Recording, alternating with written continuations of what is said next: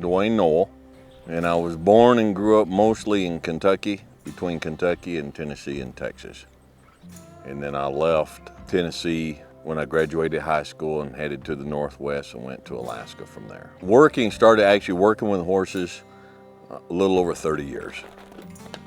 I grew up riding family and friends' horses every chance I got. And of course, growing up in Kentucky, a lot of horses. And so we had friends that had horses, and every chance I'd go over there. I went to summer camp, and they had horseback riding there for $2. You could go ride a horse. And so Mom and Dad had given me, just a few dollars to spend on snacks and stuff while I was there. And I spent it all in like the first 2 days. And so I'd go and then hand them my $2 and go again. And then I was down at the swimming pool, and I can't swim. I can't swim a lick, never could. So we was splashing, playing in the water, and some of my buddies was jumping off the diving board, jumping at an angle so they'd try to glide all the way over to the side of the pool. And I thought, well, I bet I could do that. And one of my buddies said, if you'll jump off that diving board, I'll give you $2. And I thought, well, shoot, $2 is another horseback ride. So I climbed up there and jumped off that diving board, but instead of diving at an angle towards the edge of the pool, I just stepped off. So the lifeguard came in and pulled me out. They dragged me up on the side and knocked the water out of me and got me going. And so I got up and dried off and went to my buddy and collected my $2 and went and put my jeans on and went for another ride. So it's been, from the beginning, it's been a passion. I was not a strong, coordinated, athletic boy.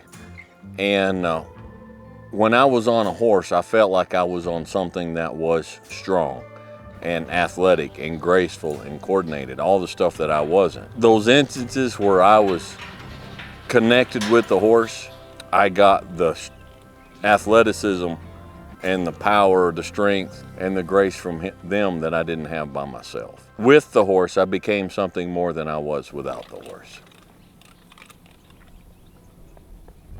Horsemanship should be a relationship built on communication between a prey animal and a predator animal.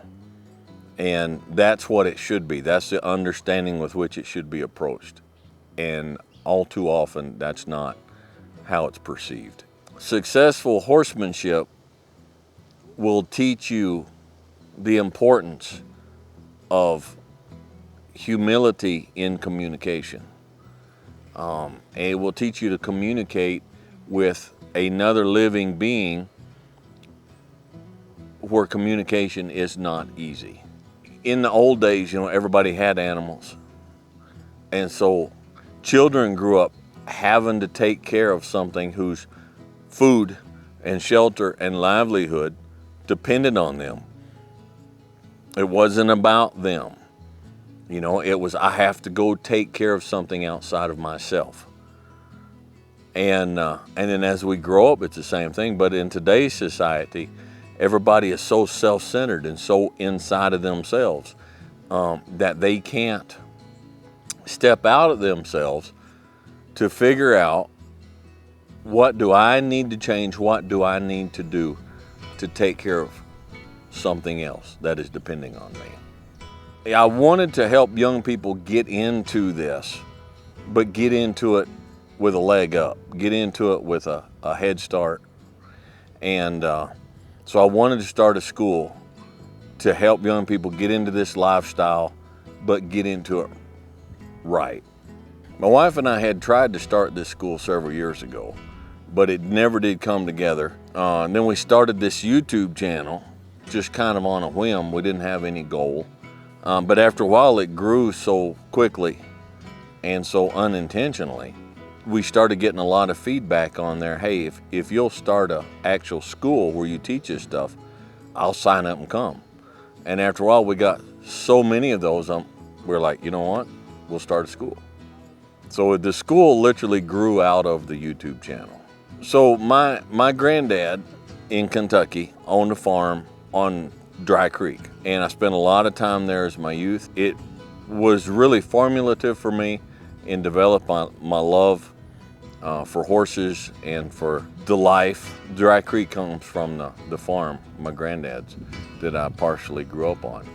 Two of the biggest enemies that a man has in his life is the same two enemies that a man has in a relationship with a horse, and that's pride and being a slave to time. It's not about you. It's not about me. Whatever that horse does, it's not about me. And so if I'm going to be a successful horseman, I can no longer be a slave to my own arrogance, my own pride, and I cannot be a slave to time.